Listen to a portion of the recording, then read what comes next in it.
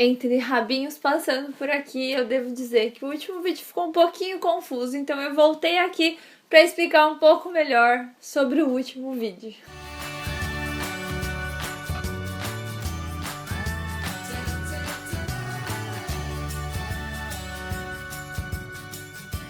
Oi galera, tudo bom? Não reparem nos cachorrinhos aqui, Frederico, personagem que vocês já estão mais do que acostumados. E aqui desse lado, vem cá. Vem cá. Eu sou o Costelinha! Ele apareceu na rua aqui e a gente tá com ele por enquanto, até ele ter uma casa. Mas ele não está para adoção porque eu quero que algum amigo fique com ele. E vai ficar porque ele é maravilhoso. Mas enfim, não foi pra isso que eu vim aqui, é só pra vocês não repararem que tem muitos cachorros por aqui. Eu vim aqui porque, caso você não tenha assistido, vou deixar linkado aqui no final do vídeo.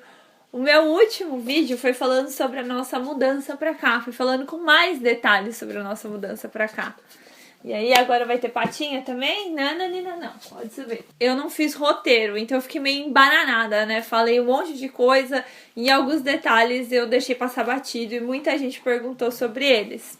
Então estou aqui de cabelo novo, repararam? Gostaram do meu novo cabelo? Agora estou muito verão com esse cabelo fire or sunset, alguma coisa desse tipo. E um cachorro mordendo minha bunda. Para falar com um pouco mais de detalhes sobre tudo o que aconteceu nessa mudança. A primeira coisa, o porquê que a gente deixou para fazer os documentos aqui e quais foram os prazos. Deixamos para fazer os documentos aqui porque, primeiro, algumas coisas ficavam bem mais baratas. Por exemplo, gente, tudo isso eu tô falando no contexto de 2016, tá? Estamos em 2019, então eu tô só passando a minha experiência para vocês. Em breve quero trazer uns amigos aqui com experiências mais recentes para isso ficar atualizado, beleza? Então tá, vamos lá. Em 2016, custava, se eu não me engano, 600 ou 700 reais o passaporte e mais esse valor do cartão de cidadão. A gente não precisava do passaporte europeu para entrar aqui, porque a gente pode entrar como brasileiro e o Felipe já tinha um assento de nascimento português, que é meio que o que garante a sua cidadania portuguesa. Então a gente preferiu entrar como brasileiro, com nosso passaporte brasileiro, e depois a gente fazer o resto das coisas aqui, porque aqui a gente pagou no cartão de cidadão com extrema urgência, e isso quer dizer que ele saiu em 24 horas, mas a gente fez tudo lá em Lisboa. Eu não tenho certeza se aqui no Porto tem uma opção de sair tão rápido, mas enfim, eu sei que tem uma opção com urgência que sai tipo em menos de uma semana. Nós pagamos 35 euros, então de 700 reais para 35 euros tem um ganho aí, né? Segundo, que eu sou muito ansiosa. E como a nossa mudança foi todo muito rápido, eu não queria ficar esperando o documento sair para depois mudar. Então, nosso único documento que a gente ficou esperando para vir foram os documentos do Frederico. Fora isso, a gente quis fazer o máximo possível aqui e por recomendação do próprio consulado daqui. Quer dizer, consulado português no Brasil. Eu liguei um dia pra lá e ela me falou, mas poxa, se você já tem um assento de nascimento, ele já é cidadão, vocês podem ir como brasileiro e resolver o resto todo lá, vai ser mais rápido, vai ser mais simples e muitas vezes vai ser até mais barato. Então foi exatamente isso que a gente fez. Nós fizemos o cartão de cidadão do Felipe aqui e transcrevemos o nosso casamento aqui. Transcrever o casamento é você comunicar, avisar, reconhecer o seu casamento estrangeiro dentro do país. Então a gente pegou a nossa certidão de casamento brasileira, a minha certidão de nascimento, se eu não me engano. Isso, gente, isso é puxar um pouco demais a memória, mas vamos lá. Eu acho que foi a minha certidão de nascimento,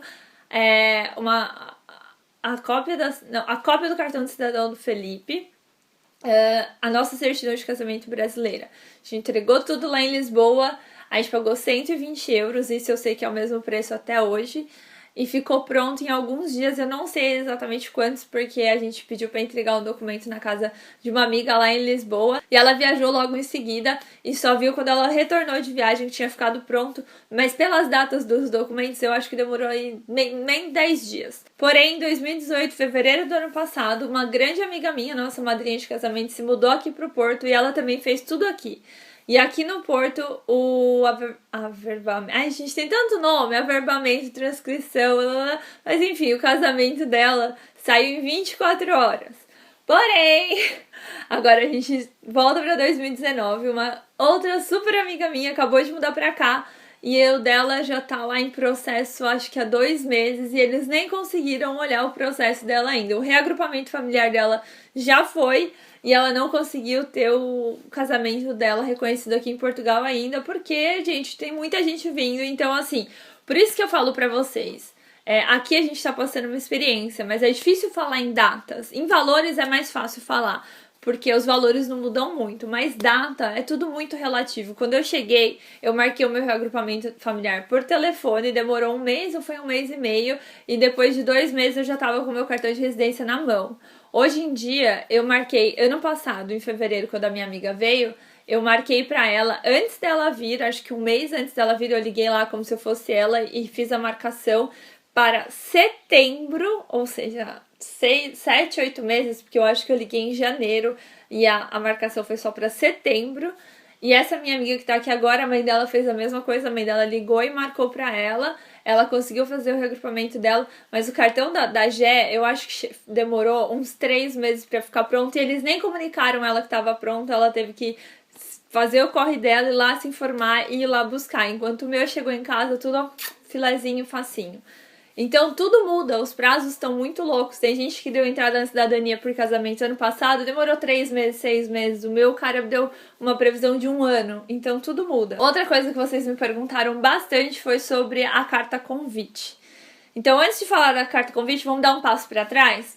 Para você entrar na União Europeia, sendo brasileiro, você tem alguns pré-requisitos que você tem que atender. O primeiro deles é estar com passaporte brasileiro, ou seja, o seu passaporte do país de nacionalidade. Eu vou falar brasileiro porque eu tô falando bem específico de nós brasileiros aqui pra Europa. O seu passaporte tem que estar com no mínimo 6 meses de validade ainda. Você tem que ter passagem de volta. E se você não tiver passagem de volta, muitas vezes você não consegue nem sair do Brasil. Se você tiver dupla nacionalidade e vir com o seu passaporte europeu, isso não vai ser uma questão. Mas, se você estiver vindo como turista, como a gente veio, sem a passagem de volta, provavelmente você nem sai do Brasil. Porque quando a companhia aérea te deixa embarcar para te trazer para cá, a companhia aérea tá falando pro país, olha, eu tenho certeza que ele vai voltar, ele é minha responsabilidade. Aí chega na imigração, o cara vai pegar, não tem a passagem de volta, quem é responsável por te trazer de volta pro seu país de origem é a companhia aérea. Então, eles têm sim o direito de te arrancar da fila se eles acharem que você não vai voltar. E se eles acharem que você vai ter qualquer problema na imigração, eles têm todo o direito de impedir o seu embarque. Então, por isso, tome cuidado. Vamos recapitular, né? Porque já ficou confuso. Passaporte com 6 meses de validade. Passagem de volta, e de volta, obviamente. Seguro, viagem ou PB4.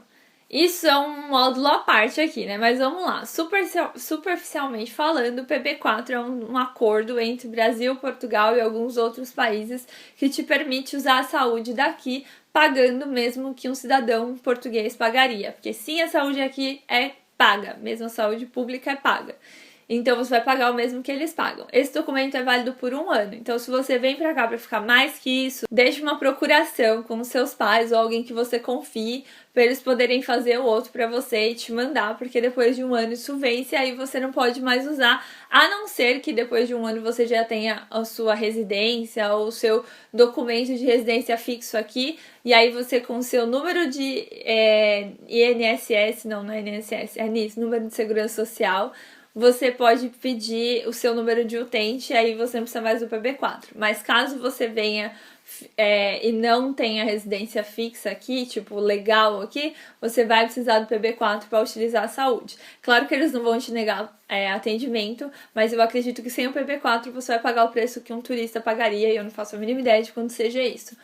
Mas enfim, aí vamos lá. Passaporte, a passagem de volta, o PB4, dinheiro, você precisa provar para a União Europeia que você tem 75 euros para o dia de entrada e 40 euros para cada dia de estadia. Mas Isis, como eles vão saber isso? Como eles vão conferir? Bom, tem algumas maneiras. Primeiro que você pode alegar um cartão de crédito com limite alto e aí você precisa comprovar, imprime um extrato, dinheiro na conta bancária a mesma coisa, dinheiro fixo você pode mostrar, mas na minha experiência, de todos os meus amigos que vieram, ninguém nunca pediu isso. Porém, é lei. Então, se te pedirem, você vai ter que provar.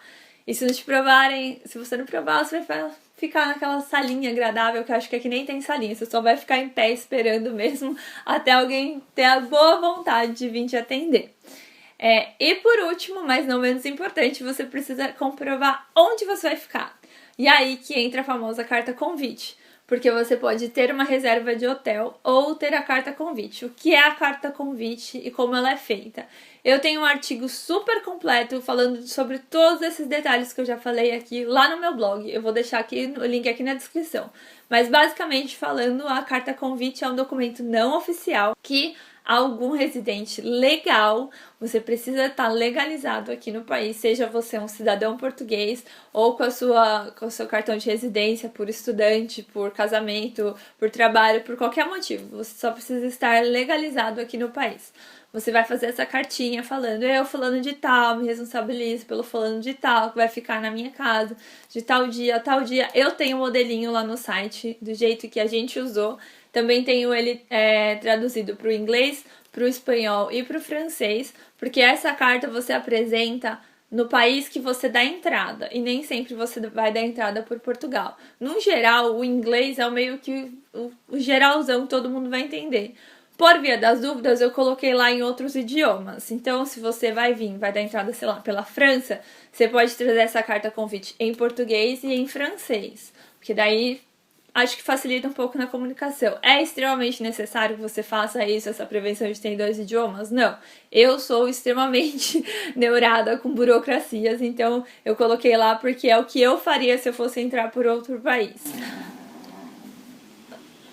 Deu pra pegar isso? O Fredinho tá dormindo muito pesado, deu uma espreguiçadinha ali. Essa carta convite, ela precisa estar assinada. Aí como você pode fazer? A pessoa que mora aqui faz a carta, imprime a carta, assina e te manda pelo correio. Se eu não me engano, demoram 10 dias pra chegar o correio daqui pra lá. Ou você faz uma assinatura virtual, assina... A assinatura virtual, eu quero dizer, você assina, faz um PNG da sua assinatura, e aí coloca lá no documento, a pessoa no Brasil imprime aquilo com a sua assinatura e assina por cima. Também funciona e dá para reconhecer a sua assinatura assim. Então foi meio que o que eu fiz já com alguns amigos e sempre deu certo. Outra questão que vocês me perguntaram foi sobre a questão de imposto de renda. Do porquê do Felipe trabalhar aqui, falar mais detalhes sobre isso, mas como eu já falei, esse é assunto para outro vídeo.